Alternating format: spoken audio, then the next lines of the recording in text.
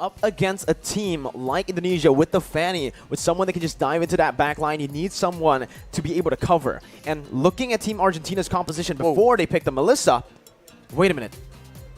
Brands is hovering over the Roger currently. Grr, yeah, absolutely. But we'll see. Arashi. No way. Is this going to be, are they trying to pull off the double retribution strat? I'll have to say that so many teams have been doing this to the casters. Can you please stop? This is not okay, man. You're giving us a lot of false hope here. And I don't think it's gonna be that Roger. Unfortunately, they are hovering on the Lapu Lapu. Yet another dive hero, a good engage, and crowd control. More than anything, crowd control has been so critical in ensuring that your team gets that slight edge, especially when both teams are positioning, are maneuvering so well in that mid to late game. Zace, he just loves it, man. He loves playing with the casters there, with hover over the Roger. Come on, Zace. Don't give us hope. Pick it up, man. Come on, man. Maybe next time we'll see it. Do it. Maybe they're saving it for later. But here, up against Argentina with Karina, picked up by Jotun and Civ. I do want to finish the mystery shop as well from Karina, as Erwin is going to get bursted down by the damage from the Fanny early on. Indonesian king of marksmen there, as he is able to actually win out up against the damage. Taz, out of nowhere with Dreams, finds the Divine Judgment. Now Taz just going mad with the cables, and that's going to be Hijume who picks up a double kill. Papa Dog caught in his own jungle. Psychots. Man, he is farming up, but once he feels that he has the necessary items, he's about to go absolutely wild. And as you say that, oh my goodness, Taz. There's so much damage. Hijume pops that black shoe. Erwin with a perfect match again has to use it defensively. A very different Atlas gameplay for Erwin here today, as Meteoro is going to be chunked low. Goes in for Shadow Stampede. Dreams gets targeted down, but it's only the Roamer. A shutdown as Jotun puts Argentina on the board, but it's Taz who picks up a trade up top. Taz now going on to Papa Dog with a cutthroat as well. The flicker ready. Have a pretty good lead. 3,000 gold. That's going to be building again. Taz looking for that play, jumps in just to bait out that Cult Ultra, and now it's gone. Meteoro has nowhere to go. A brilliant decision by Taz as well. It's pretty impressive. Very impressive. And it's just too fast. If you wait for the right moment, you might get taken out before using it, but the Fatal Links is being used, Mirko. Only to Dreams right now, who is the Roamer, who can soak in a whole lot of damage, and now it comes down to Taz, who's able to rotate down below. Jotun finds a pick, Brands gets taken down. That's going to be a 2v1 situation. A 2-for-1 trade as well, but it is going to be equalized in that mid lane. Psychots, flickers forward, gets the double kill. Potential with Erwin, it disappears because of the counter engage that Indonesia can constantly threaten with. Dreams jumps in, finds the Divine Judgment onto Meteoro, knowing he does not have that Cult Altar, and Brands picks him up like it's nothing. Dreams now opening up the map, going to be targeted down. Dreams going to be taken down by Argentina. A 1-for-1, but it is the mid laner taken down for the Roamer. Look at the mid lane though, the wave management coming in from the Indonesians. We've talked about this since the drafting phase, and Argentina is absolutely feeling it. Even when they get a kill, it doesn't look like they're getting any control, and look at the aggression. Papa Dog dove under the tier 1. Taz, he can start to melt these tanks down. Psychots up top waiting in the bush, jumps in with the Bravest Fighter, forces the go away before the fight even starts. Erwin is forced to use the perfect match now as Psychots gets caught, but he baits enough of the resources out. One frontliner for another. Erwin for Psychots as Indonesia looks for the re-engage. And Taz is a monster. Jumps in like it's nothing, jumps out like it's nothing. I mean, they have some tools to get a catch, but they need to make the proactive movement. They can't wait for Indonesia to go in like this. Well, the Cult Ultra's there. Erwin gets baited in by Taz with the cables. Meteoro falls as well, as that Psychots who finds the double. Brands completing the Haas Claws will mean that he will no longer need to recall. He can just hit a few minions, go for a few creeps in the jungle, and get back to full HP. Jotun trying his best to look for a play. Taz and Brands with that combo. The snipe from the purple buff and Taz with the cables as Psychos jumps in once again onto the Bravest Fighter. But it is going to be the go-away pop as well by Argentina. Meteoro backing off. Cult Ultra already used. Today we saw a game go all the way. Dreams though, looking for the pick, finds it like it's nothing, but it's going to be the Cult Ultra which is placed down. Taz looking for the plays, waiting for the Cult Ultra HP to be shrink down, to be melted down as he goes in for a re-engage. Getting the base turret, getting back as well, baiting a whole lot of resources for Brands to free hit on that back line. 2 members falling for Argentina. Meteoro and Civ, the 2 damage dealers, are still up, but the snipes connects onto Civ. And that will mean Civ will have to recall. Taz finally rejoining his team, jumps in onto Jotun, goes in for the cut though, finds Meteoro, and he's looking for a double kill, looking for a triple kill onto Civ now. He does get it in the end, a triple kill for Taz up against Argentina in a dominant game 1.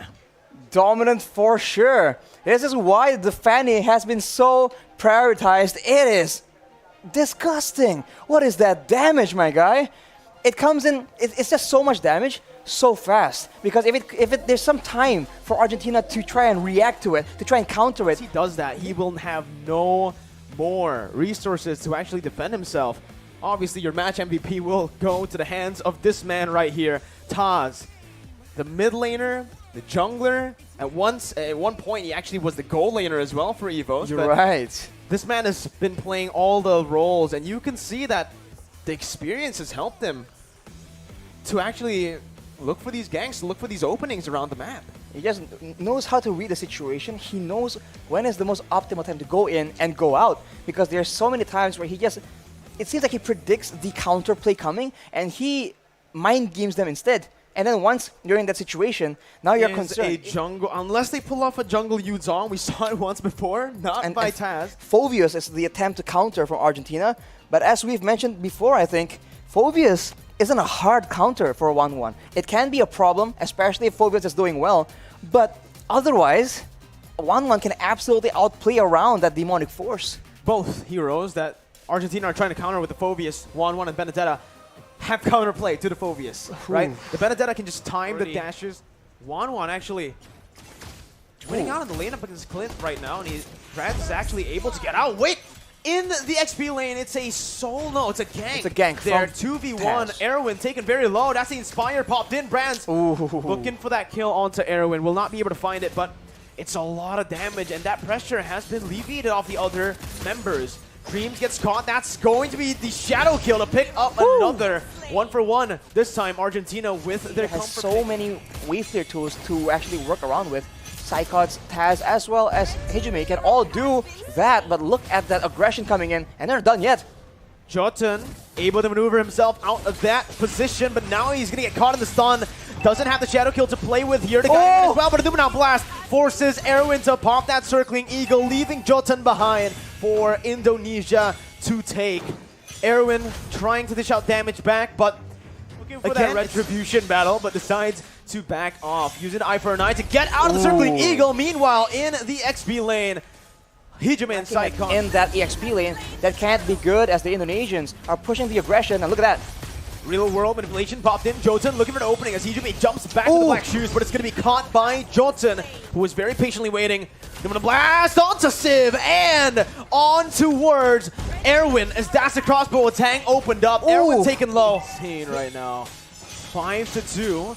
Mataz jumped in all alone there. Looking for the purple buff, finds it and gets out. No punishment. It's actually going to be Indonesia who looked for the collapse under the tier 2. Real world inflation popped in, but Psychos jumps to the Furious Dive. Now, in the midst of it all, Erwin going to be taken low, but Dreams is still alive with the help of Taz, who jumps in with the final blow. Looking for another kill right now as he jumps out, and he buys enough time for Brands to pick up that making it happen.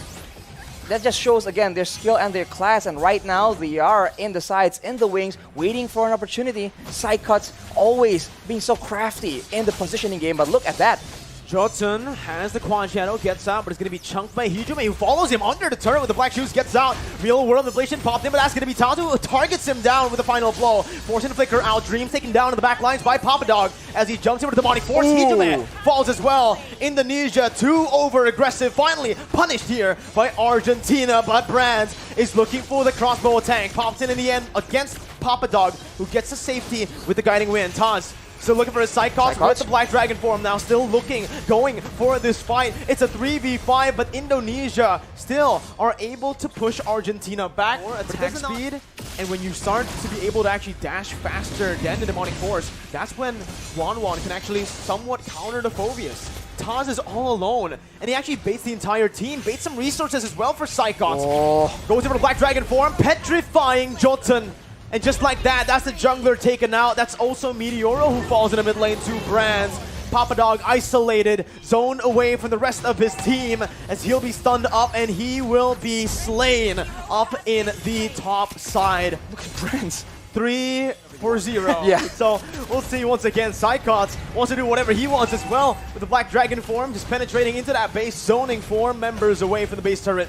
As Brands and Hijume just sieges it down. Taz now a little blade as the Numenon Blast cancelled out, but he flickers forward, getting the damage and the stun onto Meteoro, who's forced to flicker back out again. Taz now under the turret range, forced to back away. Shadow Kill popped in, won't be able to find enough damage to take anyone down. That's another resource, the real world manipulation by Meteoro to defend. 10 minutes in, Indonesia have cracked 1 base turret and are looking for the second in the mid lane. Arashi, it's looking grim. It's gonna be Hijume who jumps back with Black Shoes. Demonic Force popped in by Papa Dog. And they do not want to stop. They just have the superior siege right now. They're going for damage on the members of Argentina and also the base turrets, but they're going again. Papa Dog looking for the play, but it is just going to give Brands enough weakness points to pop that crossbow of Tang.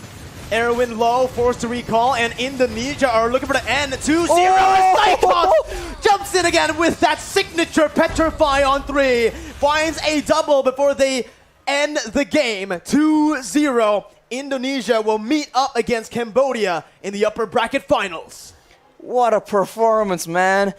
And multiple members from Indonesia, they have their signature heroes, and I think teams need to start taking notice. It is just so dangerous. We saw Taz with the Fanny in game number 1. Going to pick up that MVP. 5-0 and 4, 748 GPM, 33,000 damage dealt. And if you take a look at the numbers, it's not too impressive, right? Yeah. You need to take a look at what he does in the game. He's not a paper man. He's not a person that you can read just on paper. It all adds up. The reason why Dreams was able to have so many surprising Numenon blasts is also off the back of Indonesia having so much pressure in the lanes and in the rest of the map as well. You take a look at the items here. Taz was going for that tank Beradera. Absolute nuisance, man. No spell.